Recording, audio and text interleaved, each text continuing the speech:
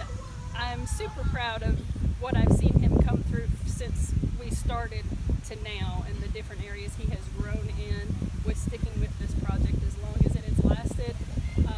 The fine details are everything that has come out of his personality, and also that he has come a long way with building relationships and that personal interaction between people who have worked for us, have been hired, but also the volunteers. And can you just tell us, what was your initial reaction when you said you wanted to take on this project? Well, that's the funny thing. He really didn't say he wanted to take on the project until he was invited by the mayor to come present the project to the city hall. So he had asked the mayor if this was something they would be interested in him leading the restoration, and the mayor said yes, and then he told me he had asked. So I was quite surprised, actually, but didn't really get a little bit nervous until after the city approved a budget and we realized how big the project was. And 2.5 years later, here we are, and excited to be here today. Now, were you shocked by the number of people that helped him get this done? Yes, it has been, again, a learning curve.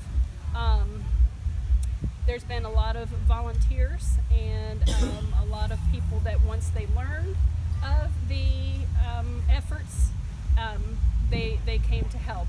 Martin is a railroad town and has a lot of history. So once they heard of this railroad car, caboose, being restored, they were all about being part of that.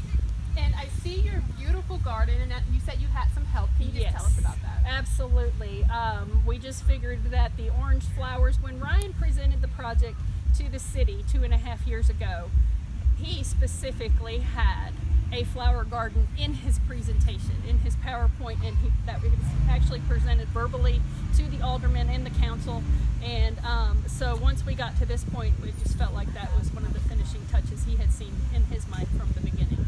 So a bunch of ladies, my friends here that we have made here in Martin, came out on Friday night and Saturday, and here it is. And I appreciate their help, or it would not have happened. Well, thank you so much for doing this interview. Thank you. I appreciate y'all being here today. Yes, ma'am. Awesome.